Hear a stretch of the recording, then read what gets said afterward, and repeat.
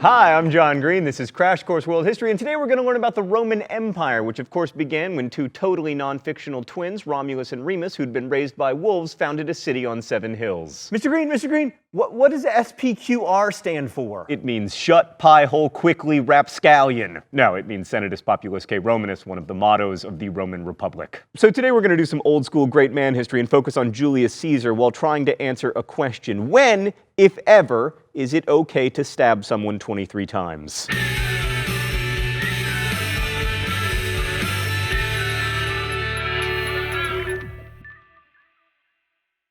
Shakespeare answers that question by saying that Roman senators killed Caesar because he was going to destroy the Roman Republic. But even if that's true, we still have to answer whether A, the Roman Republic was worth preserving, and B, whether Caesar actually destroyed it. One of the things that made the Roman Republic endure, both in reality and in the imagination, was its balance. According to the Greek historian Polybius, the 3 kinds of government, monarchy, aristocracy, and democracy, were all found united in Rome. And it was no easy thing to determine with assurance whether the entire state was an aristocracy, a democracy, or a monarchy. At the heart of this blended system was the Senate, a body of legislators chosen from a group of elite families. Rome was divided into 2 broad classes: the patricians, a small group of aristocratic families, and the plebeians, basically everyone else. The Senate was sort of a mixture of legislature and giant advisory council. Their main job was to set policy for the consuls. Each year, the Senate would choose from among its ranks 2 co-consuls to serve as sort of the chief executives of Rome. There needed to be 2 so that they could check each other's ambition, and also so that one could, take care of Rome domestically while the other was off fighting wars, conquering new territory. There were 2 additional checks on power. First, the 1-year term. I mean, how much trouble can you really do in a year, right? Unless you're the CEO of Netflix. I mean, he destroyed that company in like 2 weeks. And secondly, once a senator had served as consul, he was forbidden to serve as consul again for at least 10 years, although that went a little bit like how you say you're only going to eat 1 Chipotle burrito per week, and then there are a few exceptions, and then all of a sudden you're there every day, and yes, I know guacamole is more, just give it to me. But right, we were talking about the Romans. So the Romans also had a position of dictator, a person who would take over in the event that the Republic was in imminent danger. The paradigm for this selfless Roman ruler was Cincinnatus, a general who came out of comfortable retirement at his plantation, took command of an army, defeated whatever enemy Rome was battling, and then laid down his command and returned to his farm safe in the knowledge that one day the 2nd largest city in Ohio would be named for him. If that model of leadership sounds familiar to Americans, by the way, it's because George Washington was heavily influenced by Cincinnatus when he invented the idea of the 2-term president. So along comes Caesar. Gaius? No, it's Gaius. I know from Battlestar Galactica. Gaius Julius Caesar was born around 100 BCE to one of Rome's leading families. His birth was somewhat miraculous, requiring a surgical procedure that we know today as a caesarian section. Coming as he did from the senatorial class, it was natural that Caesar would serve in both the army and the Senate, which he did. He rose through the ranks, and after some top-notch generaling and a gig as the governor of Spain, he decided to run for consul. In order to win, Caesar needed financial help, which he got from Crassus, one of Rome's richest men. Crassus ran a private fire company whose business model was essentially, hey, I notice your house is on fire. Give me some money and I'll help you out with that. Caesar succeeded in becoming consul in 59 BCE and thereafter sought to dominate Roman politics by allying himself with Crassus and also with Rome's other most powerful man, the general Pompey. You'll no doubt remember Pompey from his fascination with Alexander the Great. Pompey, Crassus, and Caesar were the so-called First Triumvirate, and the alliance worked out super well for Caesar. Not so well for the other 2. Let's go to the thought bubble. After a year as consul that included getting the Senate to pass laws largely because of intimidation by Pompey's troops, Caesar landed the governorship of Gaul, at least the southern part of Gaul that Rome controlled. He quickly conquered the rest of Gaul, and his 4 loyal armies, or legions as the Romans called them, became his source of power. Caesar continued his conquests, invading Britain and waging another successful war against the Gauls.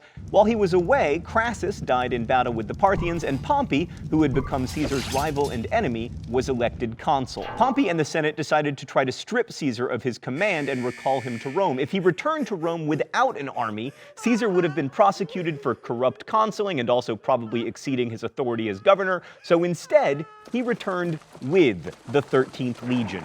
He crossed the Rubicon River, famously saying, "The die is cast," or possibly, "Let the die be cast." Sorry, thought bubble, sources disagree. Basically, Caesar was invading his own hometown. Pompey was in charge of Rome's army, but like a boss fled the city, and by 48 BCE, Caesar was in total command of all of Rome's holdings, having been named both dictator and consul. Caesar set out to Egypt to track down Pompey, only to learn that he'd already been assassinated by agents of the pharaoh Ptolemy. Egypt had its own civil war at the time between the pharaoh and his sister/wife Cleopatra. Ptolemy was trying to curry favor with Caesar by killing his enemy, but Caesar was mad in that the only person who gets to tease my little brother is me kind of way, except with murder instead of teasing. So Caesar sided with, and scootily pooped with, Cleopatra. Thanks, Thought Bubble. Cleopatra went on to become the last pharaoh of ancient Egypt and then bet on Mark, I am the wrong horse, Antony, instead of Emperor, there is a baby attached to my leg, Augustus. But before all that, Caesar made his way back from Egypt to Rome, stopping off to defeat a few kings in the east on his way, and was declared dictator again. That position was later extended for 10 years and then for life. He was elected consul in 46 BCE and then again in 45 BCE, this last time without a co-consul. By 45 BCE, Caesar was the undisputed master of Rome, and he pursued reforms that strengthened his own power. He provided land pensions for his soldiers, restructured the debts of a huge percentage of Rome's debtors, and also changed the calendar to make it look more like the one we use today. But by 44 BCE, many senators had decided that Caesar controlled too much of the power in Rome, and so they stabbed him 23 times on the floor of the Roman Senate. Caesar was duly surprised about this and everything, but he never said et tu, Brute, when he realized Brutus was one of the co-conspirators. That was an invention of Shakespeare. The conspirators thought the death of Caesar would bring about the restoration of the Roman Republic.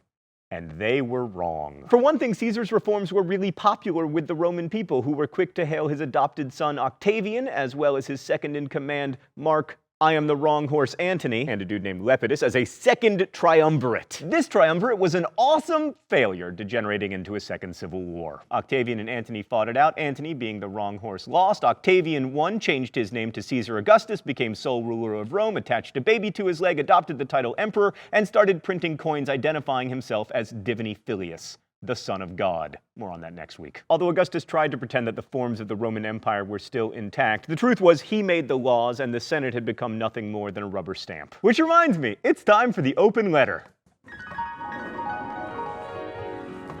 Movie magic! An open letter to the Roman Senate. Oh, but first, let's check what's in the secret compartment. Oh, it's a harmonica. Stan, do you want me to play some old Roman folk songs? Very well.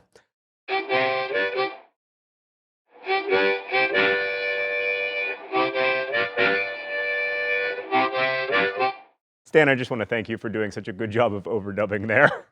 Dear Roman Senate, whether you were rubber stamping the laws of Emperor Augustus or stabbing Caesar on the floor of your sacred hall, you were always doing something. I don't want to sound nostalgic for a time when people lived to be 30, a tiny minority of adults could vote, and the best fashion choice was bed sheets. But oh my God, at least you did something! Your Senate was chosen from among the patrician class. Our Senate here in the United States is chosen from among the obstructionist class. But don't get me wrong, Roman Senate, you were terrible. Best wishes, John Green. So did Caesar destroy the Roman Republic? Well, he started a series of civil wars, he seized power for himself, he subverted the ideas of the Republic, he changed the Constitution, but he's only really to blame if he was the first one to do that.